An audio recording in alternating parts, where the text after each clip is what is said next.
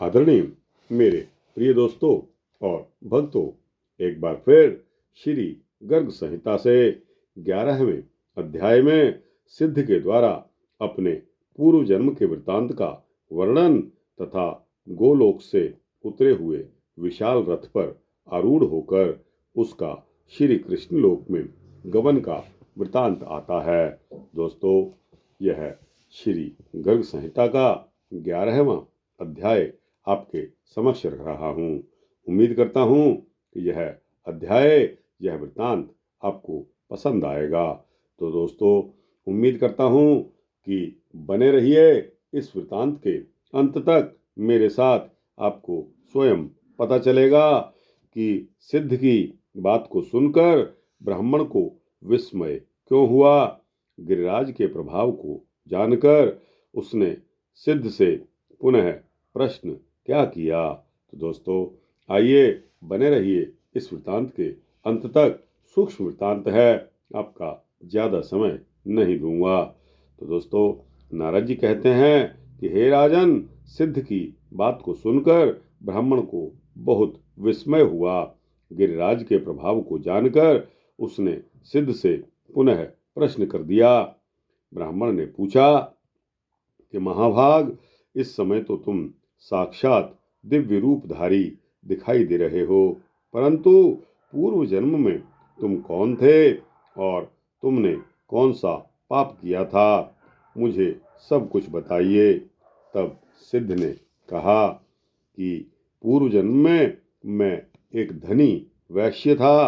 अत्यंत समृद्ध वैश्य बालक होने के कारण मुझे बचपन से ही जुआ खेलने की आदत पड़ गई थी। धूर्तों और जुआरियों की गोष्ठी में मुझे सबसे चतुर बालक समझा जाता था। आगे चलकर मैं वैश्या में आसक्त हो गया। कुपथ पर चलने और मदिरा के मद से उन्मत्त रहने लगा। ब्राह्मण, इसके कारण मुझे अपने माता पिता और पत्नी की ओर से बड़ी फटकार मिलने लगी। हे विप्र, एक दिन मैंने माँ बाप को जहर देकर मार डाला और पत्नी को साथ लेकर कहीं जाने के बहाने निकल गया, और रास्ते में मैंने तलवार से अपनी पत्नी की भी हत्या कर डाली। इसी तरह उन सब के धन को हत्या कर मैं उस वैश्या के साथ दक्षिण दिशा में चला गया। यह तो मेरी दुष्टता का परिचय रहा, और दक्षिण में जाकर मैं अत्यंत निर्दयता पूर्वक लूटपाट का काम करने लगा, यानी कि डाकू बन गया। एक दिन की बात है, उस वैश्या को भी मैंने अंधेरे कुएं में फेंक दिया। डाकू तो मैं बन ही गया था। मैंने फांसी लगाकर सैकड़ों मनुष्यों को मौत के घाट उतार दिया। विप्रवर, धन के लोभ से मैंने सैकड़ों ब्रह्म हत्याएं कर डाली। क्षत्रिय हत्या, वैश्य हत्या और शूद्रों की हत्या की संख्या तो लगभग हजारों तक पहुंच चुकी थी। एक दिन की बात है कि मैं मांस लाने के निमित्त मृगों का वध करने के लिए वन में चला गया। वहां एक सर्प के ऊपर मेरा पैर पड़ गया और उसने मुझे डस लिया। फिर तो तत्काल मेरी मृत्यु हो गई, और यमराज के भयंकर दूतों ने आकर मुझ दुष्ट महापापी को भयानक मुगदरों से पीट पीट कर बांधा और नरक में पहुंचा दिया।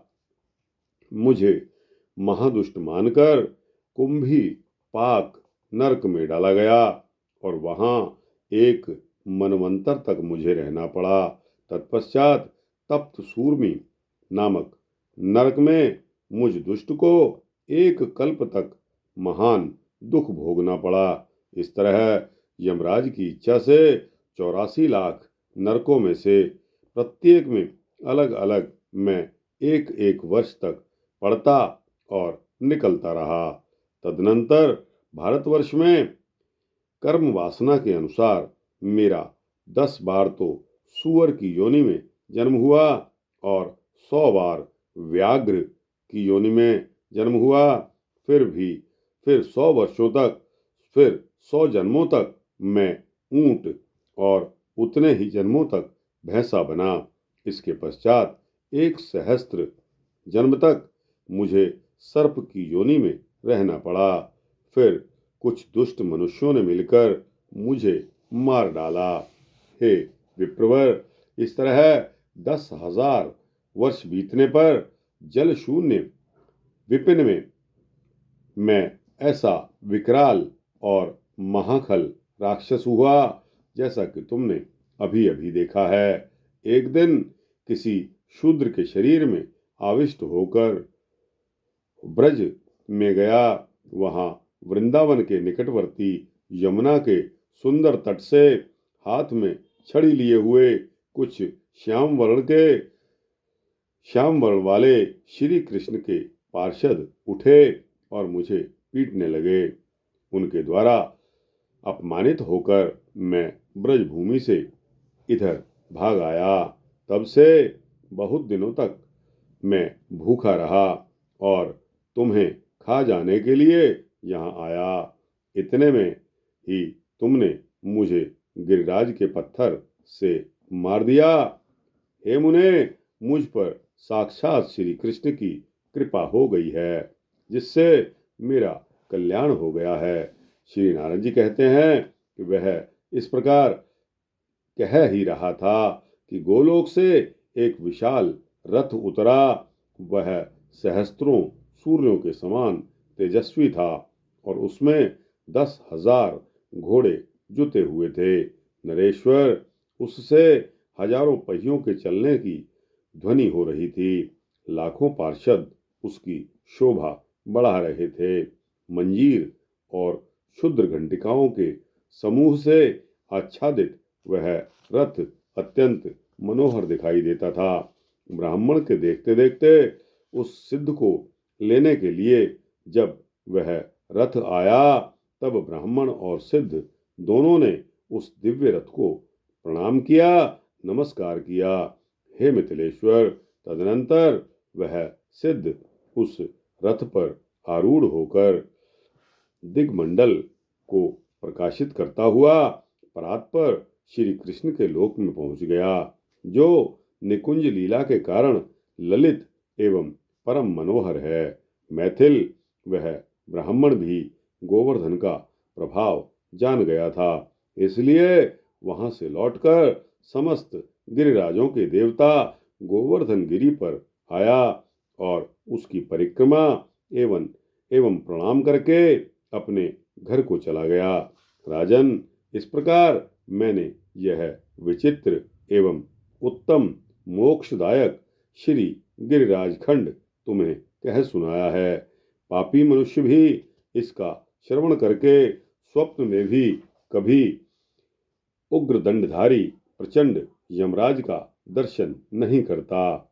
जो मनुष्य गिरिराज के यश से परिपूर्ण गोपराज श्री कृष्ण की नूतन केल के रहस्य को सुनता है, वह देवराज इंद्र की तरह इस लोक में सुख भोगता है और नंदराज के समान परलोक में शांति का अनुभव करता है। तो दोस्तों और भक्तों, इस प्रकार श्री गर्ग संहिता में श्री गिरिराज खंड के अंतर्गत श्री नारद बहुलाश्व संवाद में श्री गिरिराज प्रभाव वर्णन के प्रसंग में सिद्ध मोक्ष नामक यह 11वां अध्याय समाप्त होता है। दोस्तों, श्री गर्ग संहिता का चतुर्खंड आता है माधुर्य खंड। इसको अगले वृतांत में आपके समक्ष रखूंगा। तो दोस्तों, माधुर्य खंड अपने आने वाले वृतांत की प्रतीक्षा कीजिए। यह वृतांत यहाँ समाप्त होता है। आपको कैसा लगा? अच्छा लगा हो तो इसको लाइक और शेयर करके अपने दोस्तों, भक्तों, मित्रों, जिज्ञासुओं तक पहुंचाइए।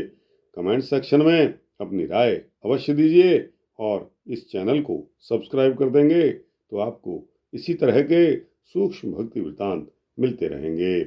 जय श्री राधे, जय श्री कृष्णा, जय श्री राधे कृष्णा।